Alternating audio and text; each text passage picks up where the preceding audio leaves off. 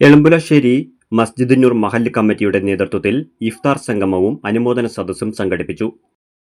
മഹല്ല് ഖത്തീബ് സുബൈർ അൻവരി അമ്പാഴക്കോട് ഉദ്ഘാടനം ചെയ്തു.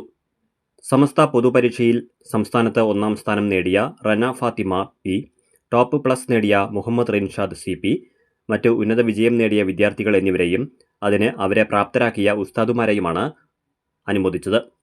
മസ്ജിദുന്നൂർ ആത്മീയ സദസ്സും സംഘടിപ്പിച്ചു. വിപുലമായ ഇഫ്താർ സംഗമമാണ് സംഘടിപ്പിച്ചത്.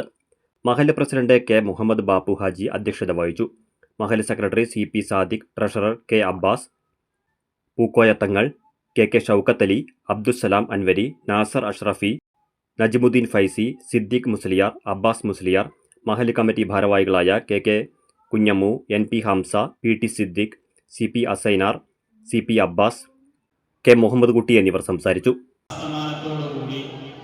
ശവ്വാൽ മാസപ്പിറവി ദർശിക്കപ്പെടാനാണ് വിധിയെങ്കിൽ 3/4 മണിക്കൂറും മാത്രമാണ് ഈ വർഷത്തിൽ നമുക്ക് റമദാൻ ശരീഫിൽ ബാക്കിയുള്ളത്. പ്രത്യേകിച്ചും അമേരിക്കയോട് അടുത്ത സമയം വളരെ മുബാറക്കായ സമയമാണ്. ഈ സമയത്ത് നമുക്ക് ഇത്രയും വിശ്വാസ സമൂഹം ഒരുമിച്ച് കൂടി വളരെ മുബാറക്കായ ഈ സദസ്സിൽ നമുക്കൊന്ന് ദുആ ചെയ്തുകൊണ്ടാണ് പിരിഞ്ഞു പോയത്. വളരെ കുറഞ്ഞ ദിക്ർ നമ്മൾ ചൊല്ലിയിട്ട് വേണം ദുആ ചെയ്യാൻ. കറക്റ്റ് 6 മണിക്ക് നമ്മൾ സദസ്സ് അവസാനിപ്പിക്കേണ്ടതിൽ 11 മിനിറ്റ് മാത്രമാണ് ഇനി ബാക്കി നിൽക്കുന്നത്.